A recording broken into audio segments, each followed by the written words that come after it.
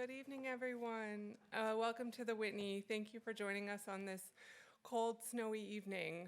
My name is Megan Hoyer. I'm the Director of Public Programs, and I'm delighted to be introducing tonight's program with Nick Mauss and Angela Miller to celebrate the publication of their jointly authored book, Body Language, The Queer Staged Photographs of George Platt, Lynes, and PaJaMa. As some of you likely know, in 2018, the Whitney presented the exhibition Transmissions, a multidisciplinary work by Nick Mauss that explored the relationship between modernist ballet and the avant-garde visual arts in New York from the 1930s through the 50s. Although the explicit focus of Transmission was on the decades around the Second World War, the show was equally a meditation on postmodernist questions about reception, repetition, and appropriation. Nick's interest in the historical materials he brought together did not reside only in the past, but also in the unrealized presents and futures that these artists and their work might have and might yet still produce. Among those artists was George Platt Lynes, the subject of Nick's essay in Body Language. And in Nick's reading, Platt Lynes emerges as an artist who thought in equally eloquent and sophisticated terms about categorization and reception, thinking about his own work in terms of, and I'm stealing your best quote, Nick, I'm sorry, a future history of art. It's so good. In dialogue with Nick's reconsideration of Platt Lynes is Angela Miller's timely assessment of PaJaMa, the artist trio of Paul Cadmus, Jared French, and Margaret French, who collaboratively produced a body of photographs alongside their own individual artistic practices in other media. All four artists knew each other and moved in related social and artistic worlds, and the essays, although distinct, are also skillfully interwoven in their protagonists and preoccupations. These artists are also deeply connected to the histories of American art that we are committed to telling here at the Whitney. And I started with touching back on 2018, but I'm excited to also share, if you haven't seen it yet, that there is currently a gallery devoted to PaJaMa and work by the individual artists in the group, with a cameo by Platt Lynes on the 7th floor in our collection galleries. And deepest thanks to our colleague Roxanne Smith, who curated this presentation before we knew we were doing this event, but the timing worked out just right. And I know Nick and Angela plan to talk about some of the works on view, and we encourage you to go up to galleries following the program after you buy your book. So to share the book with us tonight, Nick and Angela will each give a brief presentation, and then they will be joined in conversation by Drew Sawyer, the Whitney's Sondra Gilman Curator of Photography, to discuss some of the connections and intersections between Platt Lynes and PaJaMa and too many other things to list. They have like 10 questions, and they're not going to get to all of them because they also want to have your questions. So we're leaving some time for that as well, because yeah, it's amazing. Thank you all for coming out on this snowy night. I'm going to say it again. We were worried. So it's now my pleasure to introduce our speakers. Nick Mauss is an artist based in New York. Recent exhibitions include Bizarre Silks, Private Imaginings, and Narrative Facts, etc. at Kunsthalle Basel, and intricate others at Fundação de Saravallas Porto. A collection of his writings on art and visual culture dispersed events is forthcoming from After 8 Books, and he will be presenting an exhibition this spring with Galerie Crucelle in Paris. Angela Miller is an art historian who writes about the arts and visual culture in the US through its history of colonization and nation building. Her recent work explores the history of 20th century queer figuration in painting and photography, and she's in the process of completing Eros and Dust, a study of the queer circle of Lincoln Kirstein. She teaches at Washington University in St. Louis, and we're so thrilled she could be with us here in New York for this event. So without further ado from me, Nick, I'll turn it over to you.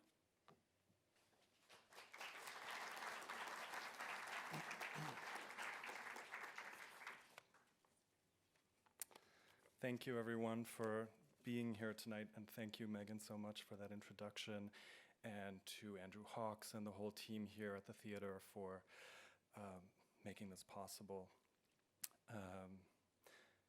So, as Megan said, this book consists of 2 chapters.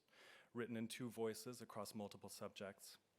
And it's the result of a dialogue between an artist and an art historian around the work of two or four, or actually many more interrelated artists whose ways of working pose challenges to how art history is written.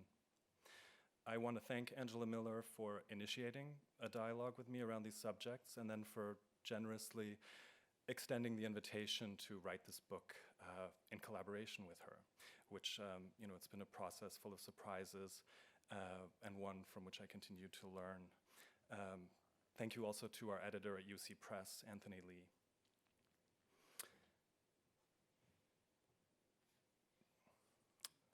The exhibition I realized here at the Whitney in 2018, Transmissions, curated by Elizabeth Sussman and Scott Rothkopf, took up some of the challenges of how a museum can exhibit intangible cultural legacies, specifically the dynamics between performers, visual artists, and their audiences, by refracting the view to American modernism through the lens of modernist ballet as a nexus of interdisciplinarity that generated highly charged images and after images.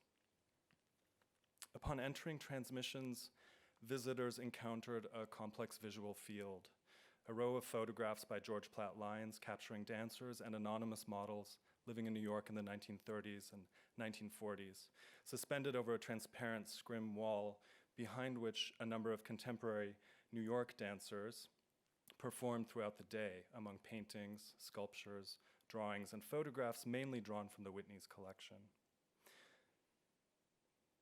Here you see the dancer Maggie Cloud. I had selected the Lynes photographs during a visit to the Kinsey Institute in Bloomington, Indiana, where I was able to immerse myself in the hundreds of prints and negatives that Lynes had deposited there towards the end of his life in 1955, to safeguard them from censorship laws and preserve them for future study. In Transmissions, Lynes' photographs served to collapse the idea of performance on stage with performance for the camera, and caused a temporal shift for visitors unfamiliar with his work, who often assumed, because Lynes' images are so audacious and pared down, but also reminiscent of the more well-known artists who were so inspired by his work, that these were photographs made in the 1970s or 1980s. Lynes' photographs also served as a reservoir of poses and affects from which the dancers with whom I collaborated drew their own movements. Here you see Matilda Sakamoto and Cristina Bermudez. Together they authored a new choreography inspired by the filmmaker Shirley Clark's observation that, quote, dance is what happens between the poses, end quote. And here you see Quentin Stuckey between a projected image of the hands of Alicia Markova and a Lynes photograph of Maria Tolchieff. I spent a lot of time with these photographs, first in the archive and then throughout the exhibition, memorizing them and also watching visitors interact with them, leaving a blur of nose prints all over the glass by the end of each day. I had an argument with a curator who insisted that I needed to post a warning to visitors about nudity, which I won by reminding them that I'd never seen a photograph of a nude female body with a warning sign in this museum. I sense that Lynes has a strange status culturally. Even those museums with enormous holdings of his work hardly ever show it, nor do they contextualize him within a history of American modernism, so his minor status is reinforced.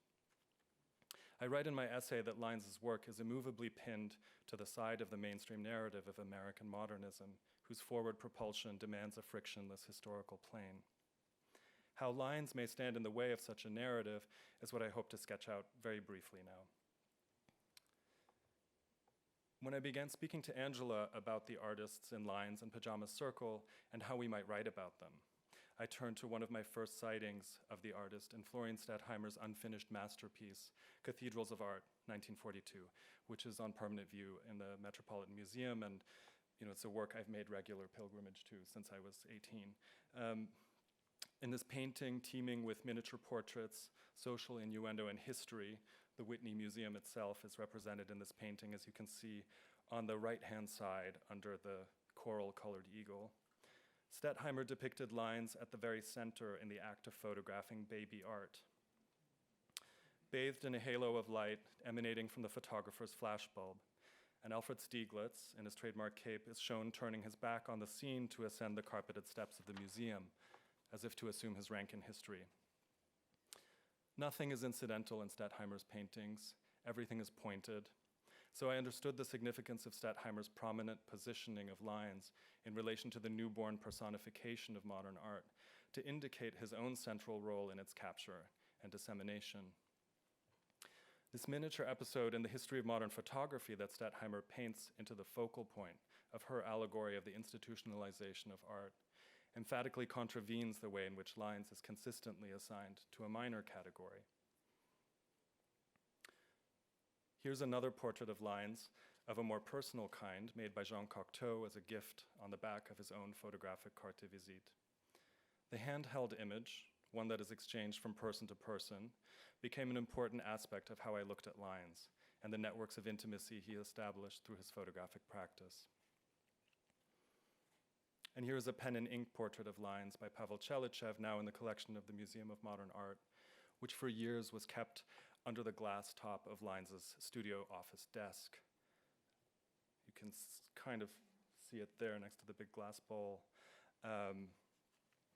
Very consciously styled in an almost corporate manner, perhaps to outrun Lynes' amateur beginnings. Another portrait by Chelichev shows Lynes in three related guises, as photographer, narcissus, and laborer. As was often the case when a painting was being made of him, Lynes took a photograph of the painting's creation.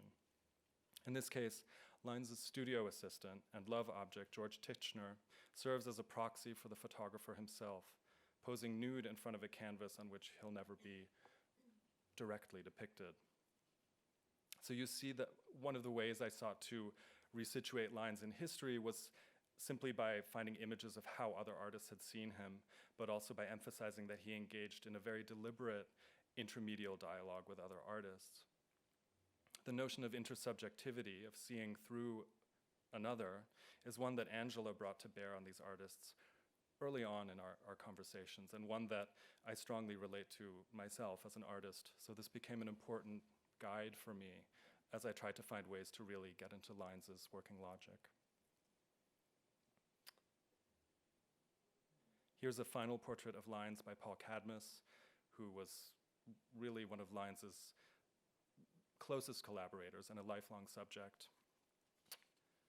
And it's followed here by a photograph showing the painter, his artwork, and his muse, who poses with the same brooding expression as his painted likeness, as if to, kind of prove that they're indistinguishable, as a way to pay a compliment to the painter.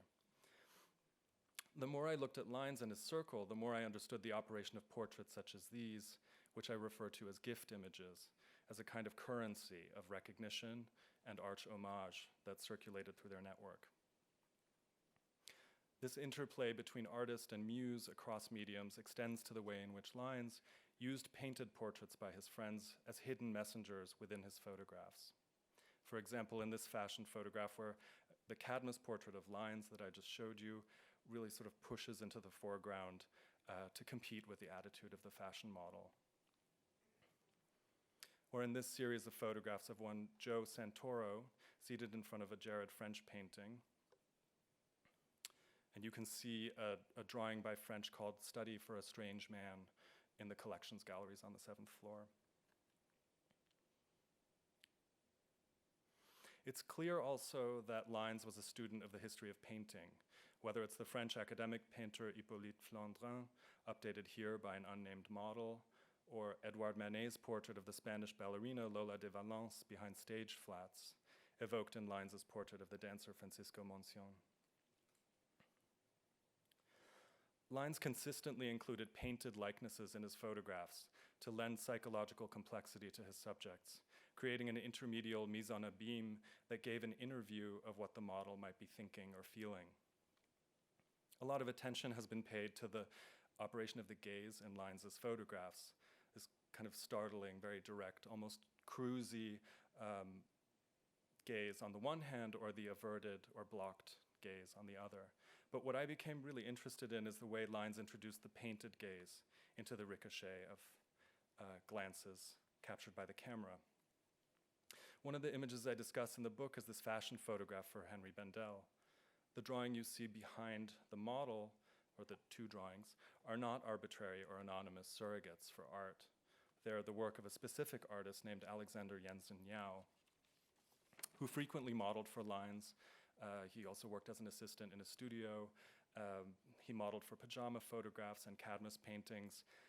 Yao also lived in Lincoln Kirstein's elegant townhouse, the townhouse that Kirstein shared with his wife Fidelma Cadmus, the sister to Paul Cadmus, where Lynes often staged fashion photographs among their collected art objects. So this kind of signaling, if I go back to the fashion image, to a highly networked queer world happens all over Lynes's work. And the way in which he does it is usually by inserting an artwork, a portrait, into the photograph of a live model. This 1948 painting by Lynes's friend Bernard Perlin, titled Orthodox Boys, whose field of graffiti is rich with allusions to the circle of artists and cultural figures Lynes and Perlin shared, was recalled almost a decade later in this photograph by Lynes, for which he asked Perlin to create another graffiti wall. So you can see there's this propensity in Lynes's work for absorbing paintings into his work, and it has a significant function. It signals his connectedness to other artists in a way that's both irreverent and full of admiration at the same time. And he wants this to be broadcast all the time, whether it's in a fashion image or an image that would have circulated more privately, such as this one. This is a studio portrait by Lynes showing Cadmus as the artist at work, drawing the ballet dancer Ralph McWilliams. And you can see here that Cadmus is not just posing in the photograph, but actually produced a drawing of McWilliams, though strangely he put tights on the nude model in his drawing. All this to say that Lynes rearticulated the space of the studio photograph to his own ends as spaces of performance, collaboration, and very complex signaling to both public and private audiences. So just briefly, I'd like to sketch out how Lynes's work functions in parallel with PaJaMa's before Angela tells you more about them. And I want to go beyond the similarities in composition and emotional tone that we see across these artists' work in examples such as these. I found an example of the mutual influence, and the influence sort of traveling backwards and forwards between these artists in a series of pages from a scrapbook Lynes made in 1941. These scrapbook pages are filled with Lynes photographs made in the style of PaJaMa, whose work he often appeared in. So at first sight, they really do look like PaJaMa images, but they're in fact Lynes photographs. And what's remarkable here is that PaJaMa was willing to go along with this activity. They didn't see their practice as sacrosanct. They didn't feel proprietary about it. It was a game and a set of protocols that anyone in their group of friends might use or participate in. This is another page from the same scrapbook, this time only portraits of Cadmus, both on Fire Island and in a domestic suburban interior, which is also fascinating for many reasons, but I want to zero in on this one picture of Cadmus holding a trellis that he found washed up on the beach in Fire Island. The same photographic staging is transposed by Lynes onto another person and another location, from Fire Island to his Madison Avenue studio, to make a portrait of none other than Gloria Swanson. And Swanson, in this photograph, is speaking what Henry Geldzahler called, quote, the driftwood language of the modern art international, end quote. That language happens to be just one of the enigmatic languages shared by Lynes and PaJaMa. And I'll hand it over to Angela from here.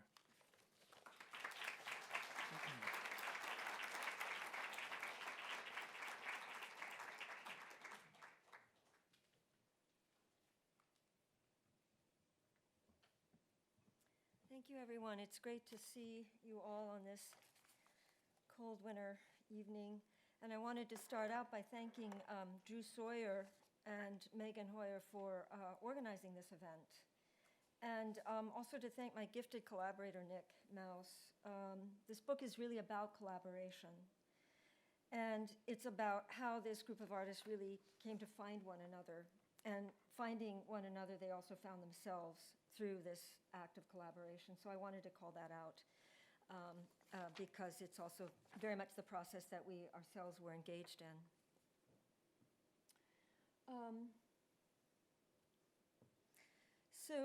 Let me introduce the first, in this first slide, the 3 principles of PaJaMa in portraits that were all taken by their friend George Platt Lynes. These portraits were very clearly staged, and they were staged collaboratively with Lynes and in ways that announced their respective roles within a circle of intimate friends, lovers, and fellow artists. Can you all hear me? Is this okay? I need a little box to stand on here. So there they are. I'm going to go back to these 3 images. Here's Paul brandishing an architect's triangle. And we might read that image in a number of ways, but as I entered this very enigmatic world of the circle and of these photographs, I came to see the triangle as a recurring motif that appears in a number of their staged scenes in ways that seem very pointed and very deliberate and scripted. One of the things that has been remarked on about people writing about this work before me talked about the fact that they're playful. There's a kind of playfulness, quality of playfulness about these. But that play, I think, is actually organized around very specific rules and procedures. So I came to understand that many of these images were, in fact, organized around triads, compositionally triangular forms within the images. And you see 3 examples of that in this montage. Here, for instance, on the top, this photograph, you have an old stairway on the beach that forms a series of spatial triangles, as well as the larger structure itself. And then in this very strange image of Paul and Glenway Westcott using a piece of driftwood to create a kind of triangulated form. And the way, again, the very specific staging of this, how Glenway's black and white sort of mirrors the background lighthouse division of black and white. Oh, my goodness, thank you. Woo, okay, that's too much. Sorry. Whoa, okay, thank you. And then finally, this image, which is, again, another very enigmatic example where you have Margaret sort of holding that rope to create the hypotenuse of a triangle so that you have a triangle in 2 dimensions, but also a triangle in depth, on the surface of the image and also in depth. Or in this very beautiful photograph in which Paul traps Jared, almost mermaid-like, in a net, and Paul's body forming one edge and the other edge formed by the plane of the beach, and then this kind of curved hypotenuse that's formed by the net. So it's this repetition. Lynes also got in on the game, as we see here. The invisible third figure who completes this triad of figures in the image is in fact George's lover, George Tickner, who we saw in the image with Chelachev. And George was killed in the war. He was one of the very, very few figures within this circle that actually fought and was killed in the war, in World War II. And in Lynes' grief, he turned to his younger brother, Jonathan. So there's a kind of implied third party there. Jonathan standing in the triangle formed by George as he straddles these 2 triangular sawhorses. So the triangle Paul holds in that stage image I just showed you, and that Lynes made collaboratively with him, really serves as a kind of motif for those inside of the circle of intimates around PaJaMa and Lynes. And it's something that I think that they would have recognized. It carried multiple references, first of all, to the 3 artists themselves, PaJaMa, the 3 who actually formed this collaborative triad, but also to the romantic and sexual triads that took shape among those within the larger circle. Paul, Jared, and Margaret formed one of these several triads that characterized their polyamorous network.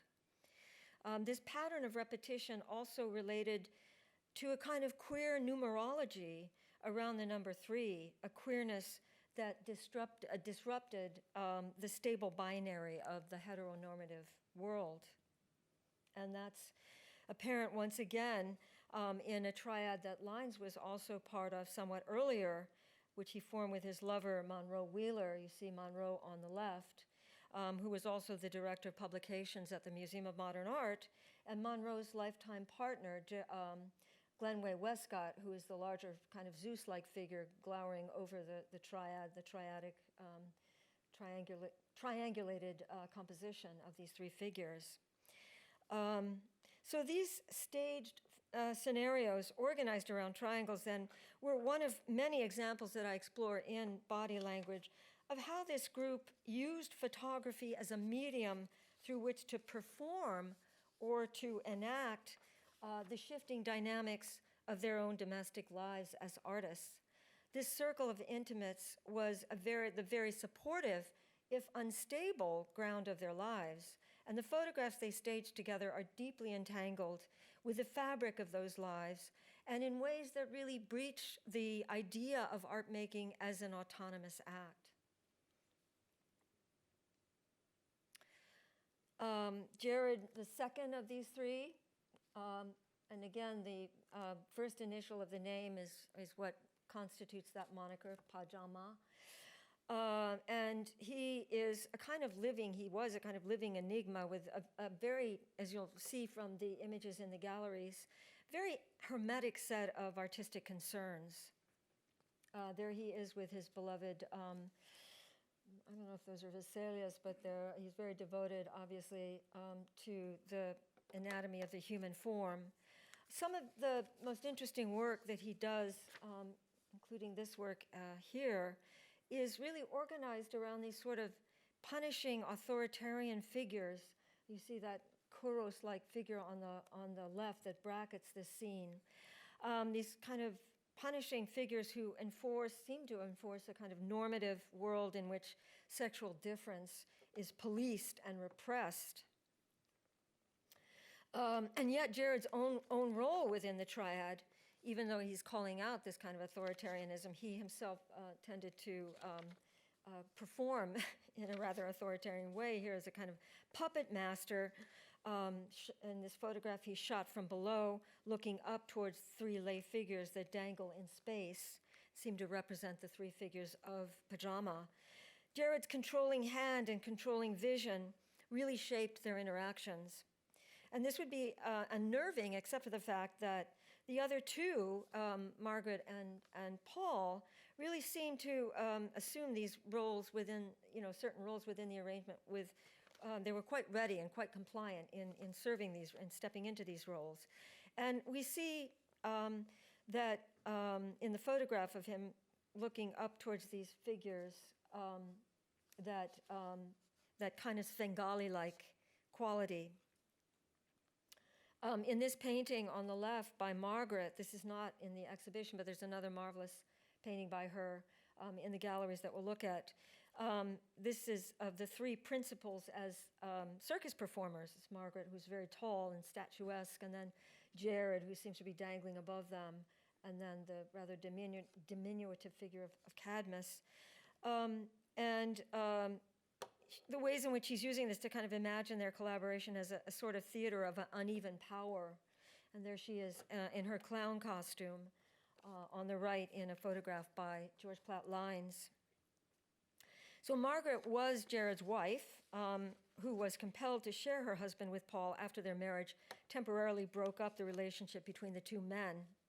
But she was quite skillful in navigating her husband's demanding nature while she managed to preserve her own voice and personality. And this is a beautiful photograph of Margaret with the other woman in the circle. We'll talk about them perhaps later. But this is Fidelma Cadmus Kirstein, who was Paul Cadmus' sister, as Nick mentioned, married to Kirstein. PaJaMa, the name, by now you know, is a moniker of sorts in which none of the three claim sole authorship. The name itself collapses three into one, so that their very way of working suggests a kind of proto-postmodern erasure of the singular artist or author.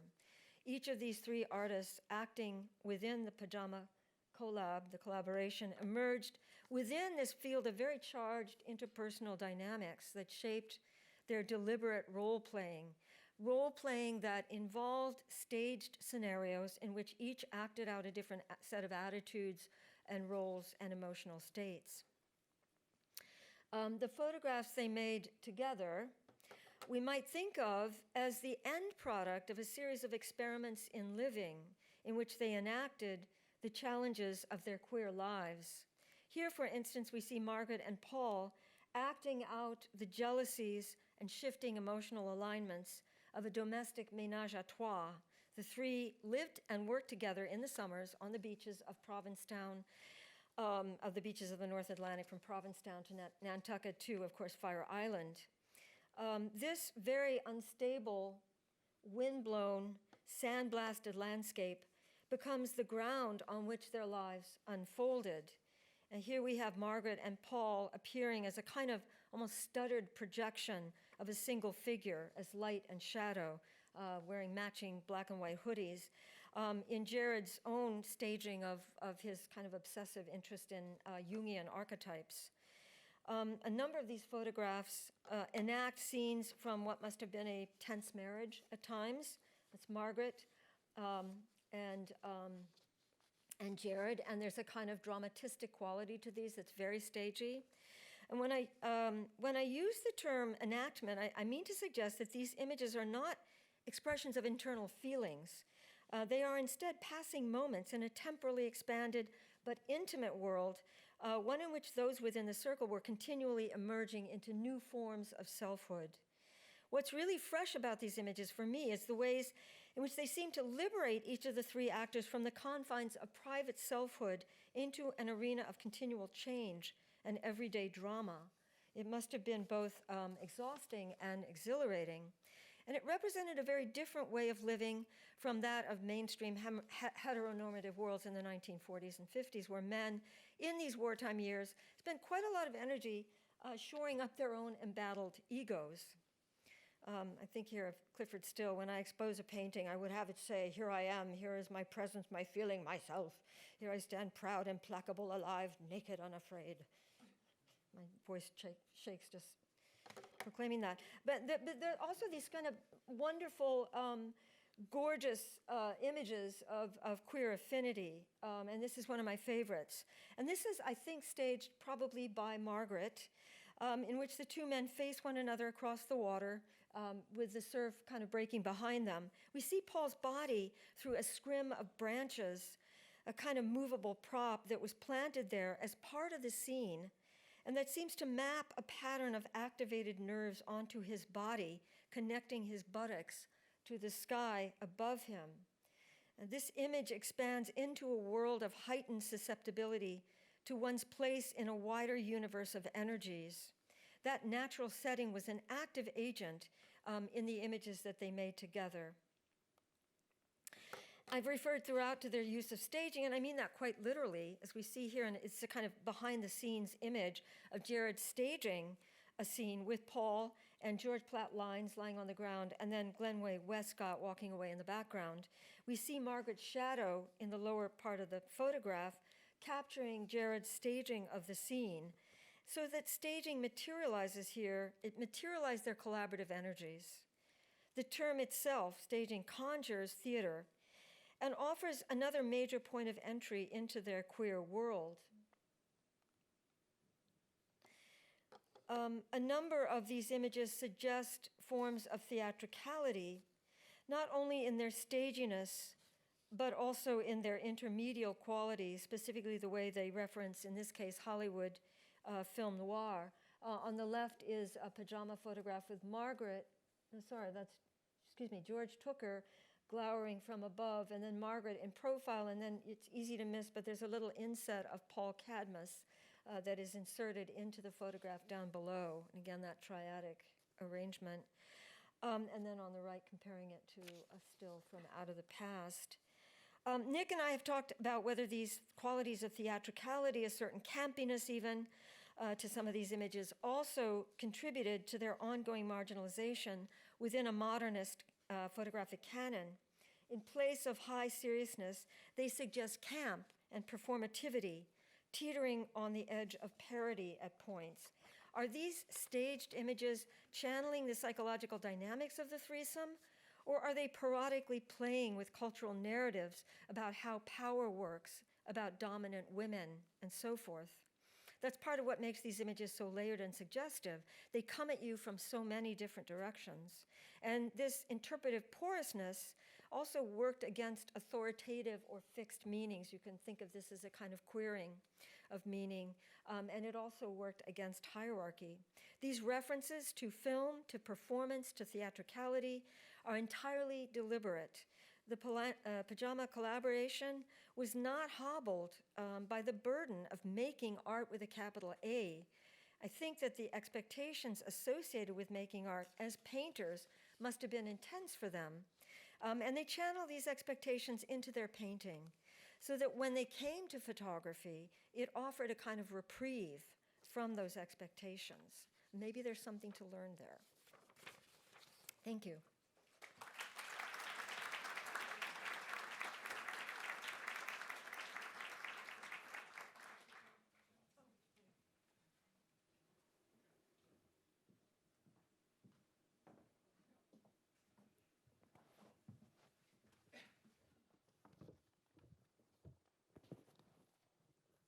All right, good evening. Well, thank you both for those presentations, and thank you all again for coming out tonight, and for those folks who are tuning in online. As Megan said, I'll sort of ask a few questions, but there's so many people here, I also want to make sure that there's ample time for you all to ask questions as well before hopefully many of you can buy the book and go up to the 7th floor to see the gallery with many of the works that were just discussed or on view. So reading the book, that the 2 essays and listening tonight, I really loved the way you weaved together PaJaMa and Platt Lynes, but I was also curious, just knowing, for those of you that don't know, this book it's part of a series that UC Press does in the history of American photography in particular, and it's usually a single topic, a single subject, a single artist. So I'm curious, the decision, how it came to focus on PaJaMa and Platt Lynes. Of course, either one, as you both talk about in your essay, there's not a lot of work on either artist really in sort of the depth that you give them. So that choice, that you felt it was really necessary to combine them. Start, and then I'll hand it over to Nick. Yeah, there's virtually no literature on PaJaMa. I can say that with some confidence.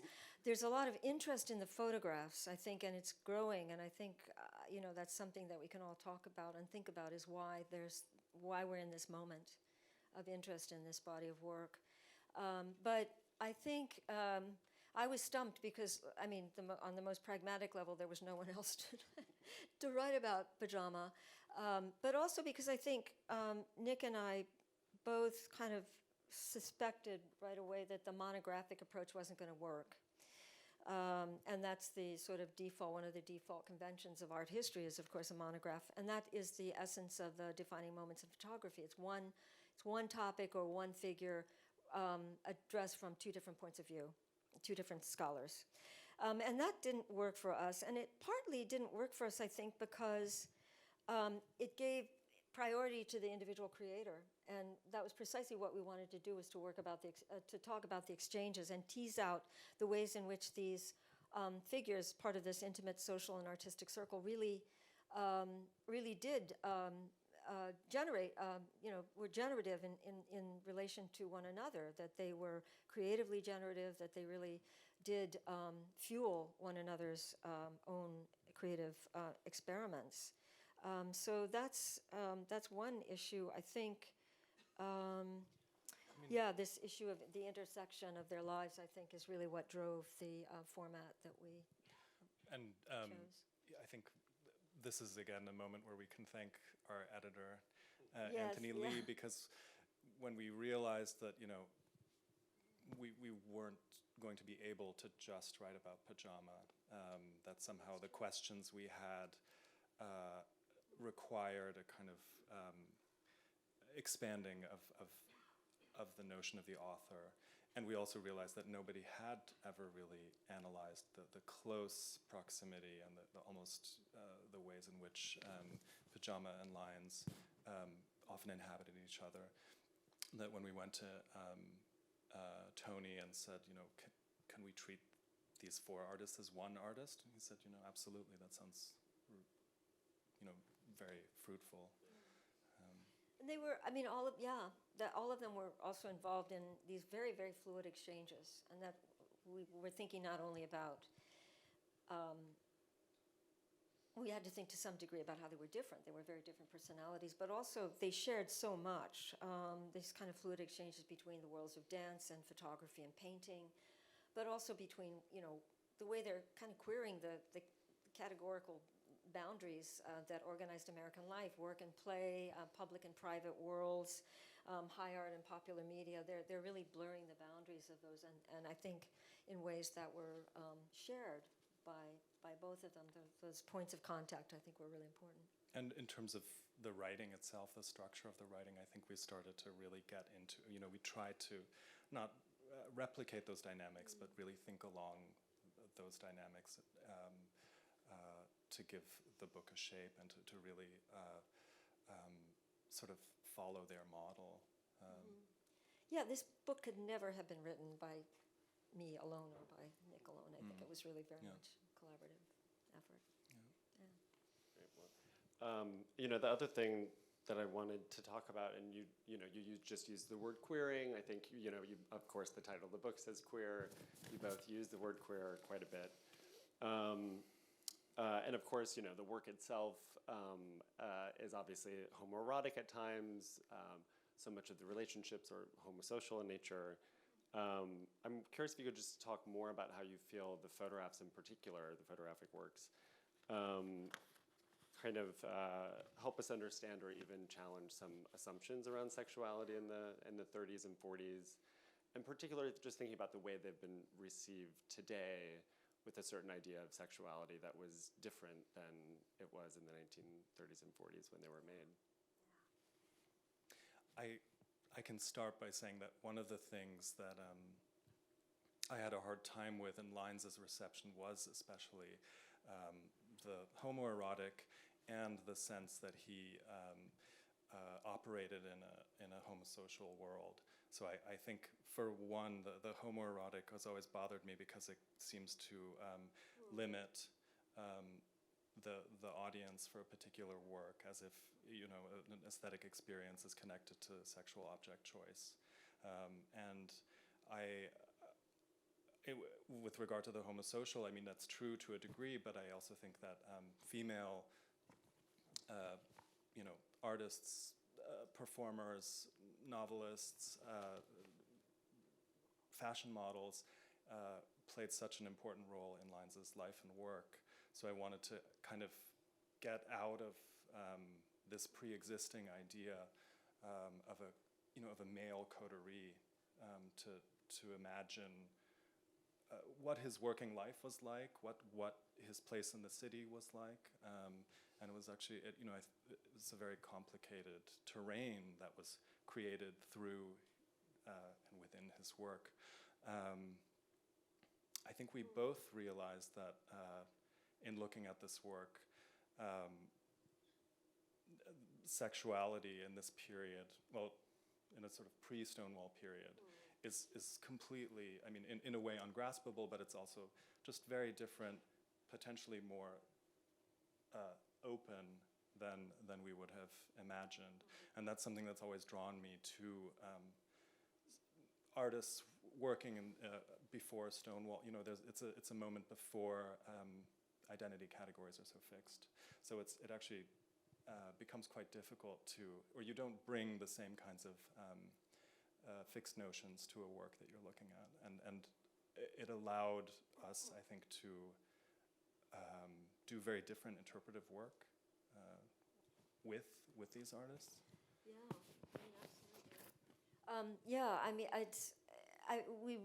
We need more histories. We're all waiting for George Chauncey. this very important study that George is working on that will really pin down the range of different sexual communities in these years. It's so enormously, it's a much more complex non-binary field, I think, that is emerging from the work we're doing and others. And I think, we tend to think about these histories from a post-Stonewall identitarian moment. In other words, that the whole gay liberation movement, in which identity was enormously important as a point of recognition. It was a point of political and social recognition that was so important. But I think we're beyond that moment, this group really preceded that identitarian moment in ways that Nick is saying, and I agree entirely, opens into a much more complicated landscape. Which, I mean, the other point here, I think, is that these artists didn't identify as gay. I mean, they used the term, and of course, gay is this pre-Stonewall, of course. But Paul Cadmus, up until the end of his life, eschewed any alignment with that movement. I think because he felt it was very limiting. And I'm not justifying that one way or the other, but it's a point I think that's worth keeping in mind. That they had a much more fluid, what we think of now today as we now have a language for understanding the range of behaviors. I did a kind of study of Lynes' reception history as a way to try and understand, because I just kept on having the feeling like we're seeing this work, but we're really not seeing it. There's something kind of clouding these images. So, after he died, things go silent for a long time. The works have been kind of distributed among friends, secreted away in these various archives. And then it's, I think it takes until the 70s or something for an interest to reawaken. And there's these photos of Yul Brynner that show up in Interview magazine in the 80s. There's a show at Sonneman Gallery that actually Louise Lawler told me about. At some point, James Crump told me Sam Wagstaff brings Mapplethorpe to Perlin's house to look at the Lynes photographs to kind of school him, like, this is what you should be doing. But I mean, what I mean to say is kind of like, I think each generation that rediscovers Lynes also has things that they need from him. And so I think to your question, why is this interesting now? Why are people coming to this material? I think there is also probably a kind of need for different ways of coming together as artists, different ways of defining as an artist, and obviously, I think the question of how to sort of flaunt and also subvert categories of sexual difference is really, I think, one of the reasons people are now sort of demanding that this work be integrated into more canonical histories. I don't know, what do you think? Yeah.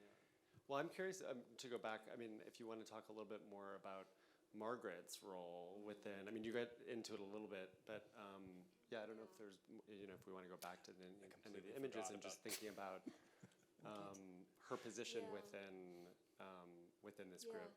Well, I had one more thing that you just reminded me of, which is that we also think about these decades as part of the Lavender Scare, part of the especially around the 1950s. Fellow Travelers, that wonderful series. The repressiveness of being queer in these years was tremendous under the McCarthyite moment. So we tend to think of all forms of homosexuality as closeted, and what's interesting is that they weren't. They were joyously, openly, libidinally queer, and part of that, I think you have to also acknowledge that they had the privilege to do that, which was a classed privilege. It was a privilege of essentially being part of a circle who were quite well educated and under the mentorship and under the guidance and protection, financial protection of Lincoln Kirsting. So that's a consideration, but it represents a very different very different moment. Margaret. So Margaret, you saw the image of Margaret and Cadmus. They were, first of all, they were artists in their own right, and you know, they didn't leave a lot of traces. It's very requires a. We were talking about this the other day. It requires a kind of critical fabulation, really, to understand what their role was in the circle. And what their how they formed a part of this. Margaret did write a lot of letters. She was very active, much more so than PaJaMa. PaJaMa was very recessive, and we also have Margaret's paintings, but it's still they're very elusive figures to some degree. But I can say with quite confidence that Margaret was beloved and really appreciated by the circle, by the people within the group, the men within the group. She was also a kind of muse to Jared, her husband in particular. And when I say muse, not at all passive. She was actively living those roles. She was actively discovering herself in those roles rather than simply being a kind of passive muse. And I think that affording her opportunities to really explore herself. So I think she was really happy to be one of the boys. You know, I mean, I think it was a very radical thing for her to do, to join into this group of queer men, and to eschew, to give up the possibility of a kind of, normative marriage with kids and with family, and at the same time that she was liberated from not having children. I mean, not having children allowed her to be a fully fledged member of the group and to be a fully fledged artist. So I think it's a mistake to see them as somehow long-suffering, that they had to, unfortunate marriage to men who were queer. And the Leonard Bernstein film is interesting in this respect because it vacillates back and forth. But that wasn't them. They were, I think in the case of Margaret, they were she was very joyously a part of this group. Yeah. Were you going to say something? Well, it's something that we argued about a lot, because I had been thinking not only about triadic configurations like this, two queer men and a woman, within this circle, but also in others. I mean, it really occurred for a long period in the early half of the 20th century, and I always felt like, oh, these poor women have to kind of, go along for the ride. But the more we talked about it, and I also talked about it with others, I realized, this is actually that's not again, that's my overlay. Mm-hmm. I don't think that's necessarily true for the experience. I mean, no doubt it was difficult. But do you still think it was? Do I still think it was? Do you still think it was? Maybe PaJaMa. For everyone. PaJaMa was a much more problematic relationship. Yeah. She tended to have, more issues. Just maybe one more question, and then I'll skip all the others so we can get to questions from the audience. What? Oh, no, not at all. I mean, the other thing, I was curious, because we have focused a lot, right, on the content or their sort of relationships, but I'm curious, and I think you, Angela, used the word even queering at some point. So I want to just think, beyond the sort of content of the photographs, right, the sort of, again, maybe explicit homoeroticism, to think about the visual strategies that they used that we could consider as queering the medium of photography or queering modernism, which I think you both touched upon in different ways, but if we want to maybe go a bit deeper into that. Tough question. No, it's a great question. I think one of the ways is... Microphone. Oh, sorry. One of the ways is that collaboration itself, I think, is a form of, if not queering, it's at least breaking through the sort of the myth of the cisgender male heroic individual creator, the figure of Jackson Pollock. It is a myth. Pollock was deeply in conversation with all kinds of people and all kinds of art. But it's a myth that has really flourished and taken hold of, and that Clifford Still, I think, is a very good example of that. This sort of abstract expressionism, a little bit later, the New York School, sort of building cathedrals of the self, and that's a very cisgender male, straight male thing, that obsession with the ego, with this, this transubstantiation of the ego, So I think in that way, I think you can think of that as queering a little bit, that they're breaking through, intersubjectively breaking through those boundaries. Yeah. Since you use that word. Yeah, I think also with Lynes especially, as I said before, I was kind of trying to unlock him from the homoerotic and think about what else it is that would make his work queer, and I think I really found it in the operations that I tried to show, these kind of jumps between categories. And one of the things I found in a lot of the existing work on Lynes is that, it's a huge, huge body of work. I mean, we don't even know how large it is, but it always it's portraits, ballet, fashion, nudes. Those are kind of the main categories. But there are so many images that just, you wouldn't know what to call them. They're so beyond any category we have. There are, fusions of all of them, or sort of toggle between them, or upend existing genres. And so for me, that was where I found Lynes really functioning as a queer artist, and also demanding a kind of, an approach to the work that was queer, that kind of went into that logic and tried to, because it's, I spoke to Angela about this recently. It's kind of shocking that, you can look at this work, 80, 90 years later, and it's still so clear in terms of what it's saying. It's so full of details that are operating on all these levels. And that's something I got very excited about, that, I think is not just specific to Lynes, but, has allowed me to kind of look at a lot of the work of this period differently. Yeah, and also the way they're queering, the PaJaMa is queering the practices of the genres of photographic practice, I think. I just want to, we were going to quickly talk about the needlepoint, just as an yeah. aside. It's so Yeah. good. Yeah. Promiscuity between genres of photography and promiscuity amongst media, for sure, is a theme. Yeah, they didn't care. They weren't using photography as an instrument of play. They were not devoted in any way to photography as a medium or its histories, and that was very liberating for them, I think, not to be defined by those pre-existing genres. It could keep going on in so many different directions, but one thing we wanted to show, just because it's not so well known, are these needlepoint canvases executed by George Platt Lynes after designs by Jared French. And if you look at the French drawings and paintings in the galleries, you'll see how close they are. And these are from 1946. And then there's a photo shoot. There's actually a whole series of this model, Mel Fellini, rolling around on the floor between the two needlepoint pillows, by George Platt Lynes. Yeah, and that's queer. That's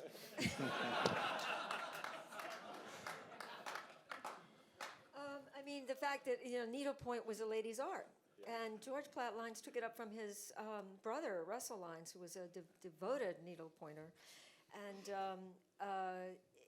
and sort of used it in ways that were very very much about their queer worlds, and their Bernard Perlin designs of pillows at the Beinecke, needle-pointed by George Platt Lynes with pubic hair woven into the texture of the needlepoint. So, it was very, very much a kind of appropriation of an older, as you say, kind of anachronistic medium.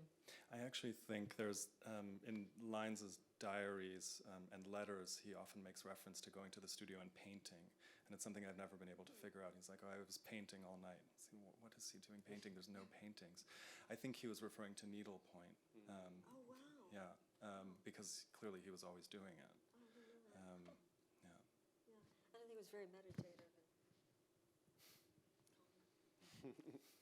Great. Well, on that note, let's open it up to questions. Somebody will. Thank you. I just want to preface my question to the group by saying I was an undergraduate at Washington University in St. Louis, American Culture Studies major, and this discussion very fondly took me back to my courses with Angela many years ago. So thank you so much for tonight. Hi, Angela. One of the things that I personally have really appreciated in my life and also my observations of my friends in the queer world is how in same-sex relationships, when people remove the difference of gender, they often can look for other forms of discordance to drive a sexual or romantic relationship. Across the images you showed, I was struck how they were all white people around the same age, all conventionally very attractive. Within these artists' social circles or artistic circles, were there people of other ages, other races, other classes, or was this it? That's a very challenging question. That's a very It's a good challenging question. commentary. You taught me well, Angela. It's a good question. Yeah, I mean, that's a great question. I agree with you to a degree. I mean, there's yes, it's a very limited circle, limited demographic. In terms of class and race, I know that Lynes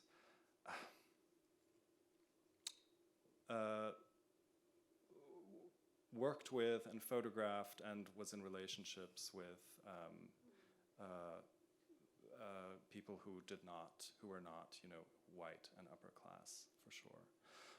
But it's something that we have talked about also in the writing of this book, and we talked about it in the galleries, how to address the very kind of circumscribed Privilege. position. Yeah, privileged Just, position. we have to yeah. call it out. I Yeah. think Erin is right that they were very, they enjoyed a certain privilege that allowed them the kinds of open experiments in living that were not available to a lot of working class queer men or homosexuals who were, somebody like Samuel Stewart, who was a good friend of George Platt Lynes, who was, beat up and really had a rough time of it, and suffered from a terrible sense of isolation. So that was kind of endemic to the period, and I think that they were very fortunate to have the kind of privileged lives that they had that would enable them to experiment. But they did, there are many instances of working class crossover. They had a kind of fascination with working class men, the sailor myth, the infatuation with sailors. It's something that I want to look at. It's puzzling and difficult, but Lincoln Kirstein, for instance, had a legendary affair with a sailor. It may be fictional. Glenway Westcott also had affairs with black entertainers. So, I mean, there were examples, but they were, again, crossovers. They were not really part of the group. I mean, I think with Lynes, there's a lot of subjects who are not white, but they are not part of this close-knit circle, for sure. So that reflects your question. But, I mean, there's... In the galleries, though, those French images, there are a lot of references to people of color.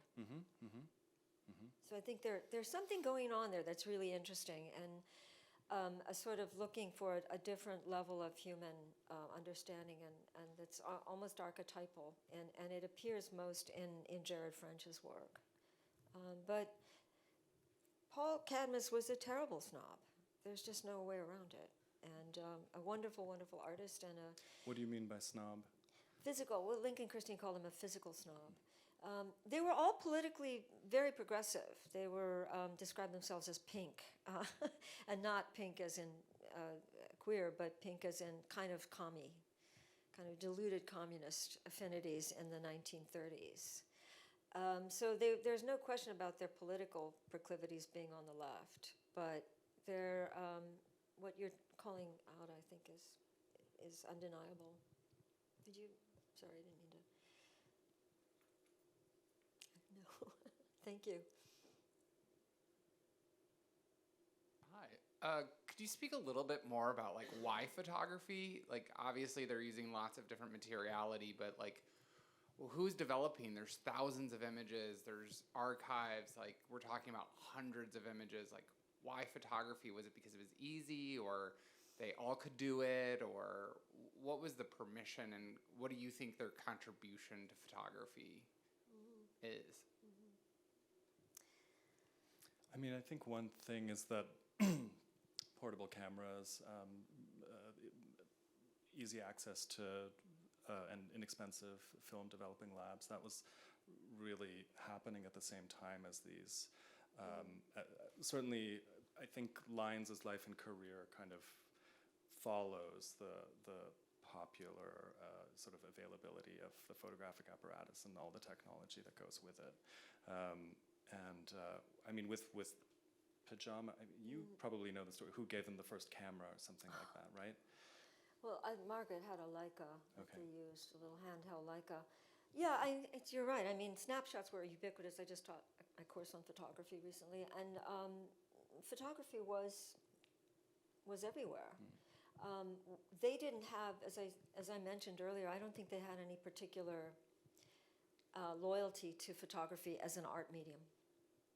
They used it as play, as experimentation. Something that I didn't talk about is the fact that there is a connection between the images and what they produced in painting. And I deliberately played that down because I don't think we benefit from thinking of these photographs as source material. They weren't source material. But there are these connections between the photographs and the painting, that the photographs were places where they could work out compositional and scenarios and so forth. But the archive is huge. It's huge. And I think in terms of a contribution, I mean, there's a lot of photographers, I think, who clearly were looking to Lynes. Mapplethorpe and Peter Hujar come to mind immediately, but I think in the longer run, there's also, currently also a kind of revival of staged photography that falls somewhere between documentary and something very artificial. That also reminds me of a lot of the operations that we see here. which is part of their contemporaneity, the fact that so many artists of this generation are interested in them. They see something. Yeah, I was just going to say, to add to that, I mean, I think so many artists in the 1930s were attracted to the small format camera, right? In the same way, artists are frequently attracted to new technologies, right, and are exploring it. So the way I often explain it is, right, if you're an artist in the 1930s and you want to use the most recent technology, you're going to be using a small format camera. In the same way that in the 1970s, artists were drawn to video, right? Or in other moments, drawn to other new forms of technology. Yeah, true. But as you said, right, I mean, I think the way they were using it, and this was a question that we didn't quite get to, but the way they were using the camera, which was quite different than so many of their peers in New York, especially in the US. Yeah. I mean, they weren't professional photographers. Lynes was, so he was different. But I think they had, and I wanted to suggest that somehow that was liberating for them, and that when you enter into a field with a set of expectations and genre conventions, it can be take a lot to rest yourself free. Do you think so? I think we have one more question, if I'm mindful of time, but if. Thank you for this wonderful talk, and congratulations on the book. I was thinking about Nick's comment about the gift portrait, which is really compelling, and just the question of reception and distribution, maybe rather than conventional terms of exhibition, and how we would think about the visibility of this work. And you had mentioned, I don't know really anything about how this work might have been distributed throughout the 70s and 80s. You mentioned Sam Wagstaff, and I know that Charles-Henri Ford photographed Mapplethorpe when he was very young, so already you have a post-Stonewall generation engaging directly with Lynes' milieu. But by the 90s, Jack Woody starts to publish the PaJaMa book, a lot of Lynes' books through Twin Palms, and that's how I became aware of the work. And quite aggressively, really recuperated them in a significant way at the exact same moment that a modest historical event called the internet was beginning, and also the moment that Nan Goldin and Jack Pearson and other younger photographers were really beginning to have an impact through specifically books of photographs. And I guess it's just really a question about the role that the book has played in this history versus the exhibition or versus the gallery, because as you've all suggested so beautifully, that the way these were very personally distributed and communicated suggests a very different economy than, say, the museum economy or even the commercial gallery economy. And I'd just be curious to hear a little bit about like the intimacy of these forms of distribution as an interesting alternative. That's great. Yeah. No, thank you for the calling out Jack Woody's work of collaboration. And it would be great to do a reception study of that. I was telling Drew and Nick that I stalked Jack Woody for several weeks, trying to get him to talk to me. But he's very, very, very important figure. Rather difficult to reach. Sorry. But in any case, that was such an important moment, and I would love to know, just sort of track the impact that had at the time. What's the date of collaboration? 92. Yeah. Yeah, so that's a really good point. I think That's really through Kirsten. Jack becomes close with Lincoln Kirstein. And so right. he does a Right. book with Lincoln, and then does a book on Platt Lynes and the PaJaMa. Yeah. What's the book he does with Lincoln? It's in the mid-'80s. Yeah. Okay. is it Quarry? Quarry? No, No, that's- it's a different one. Okay. Great. Thank you for that great question. To speak to the idea of alternate channels of distribution and dissemination, that was something that really fascinated me both with PaJaMa, who, as Angela, told me, treated their photographs as almost like playing cards to be dealt after a dinner party and, shared by friends, maybe sometimes sent in the mail, and pasted into albums. With Lynes, that he used all of those formats. He was an obsessive scrapbook maker, which I study in some detail. But then I think the ways in which he used the postal system illegally, because it was against the law to disseminate any images that could be construed as pornographic or homoerotic even. And printing these images too, of course. But it was the mailing especially, which was not something that Lynes only did. For me, of course, immediately made a connection to something like mail art and these later forms of constructing networks that kind of, or reconfiguring networks that happen person to person and then sort of create these wider and wider points of contact. And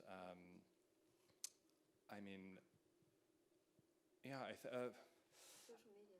well, this is one of the things that, as I was studying, thank you, Lynes' albums, and trying to make sense of them, I read something about a sort of medieval practice of making friendship albums, which were described as an early form of social media, and that also really helped me understand Lynes' practice and PaJaMa's as related to social media in terms of describing your world, connecting it to other worlds, gifting, not just gifting, also expecting something in return, currency, all those factors being at play through these images. And that's something that really only became possible for me to think about after Angela made a point about PaJaMa's work, where she said, we may not be looking at works of art. So on the one hand, what that allowed me to do was to look at Lynes' work as performances for the camera, as using the studio as a time space of performance, but also as not just as documents necessarily, but as kind of currency, Social, kind of social. papers with a life that travel in the world. So, yeah. Yeah, no, I've thought a lot about those, and I think the needle points also function in the same way. And these Kirstein and Lynes in particular had considerable galleries of portraits, photographic portraits, drawings of one another, of the circle, that they organized. As this is it's a kind of affiliative queer family. What Judith Butler's talked about. There's a kind of revival of interest in the idea of affiliative non-biological families, and I think they were really they were really forming that kind of very intimate circle that served many, many different needs and that nourished them and kept them from the kind of isolation that I think a lot of people suffered from. And I think the act of making a portrait or a gift image and reciprocating that act, that just plays out again and again, and it's so very meaningful. And there's a number of other things that occur in the letters among these people. For example, they're always talking about reading books to each other out loud. Like reading, or there's the painting, painting of Margaret French with Ulysses on his chest, and clearly he's probably been reading it out loud to the painter. So there's Practices. practices that are artistic, but also social, yes, or have some other purpose that really inform this work. Yeah. Or even when they didn't, thank you, that's reminding me of this very important practice of reading out loud. They all read Thomas Mann, Magic Mountain. I had to read the whole 800 pages. And it was fascinating because these texts, going back to Henry James and others, they were a very, very literary circle. And the texts then become points of connection between them, I think. And part of, again, what you're talking about, Nick, this building of a kind of network of shared lives through these various practices.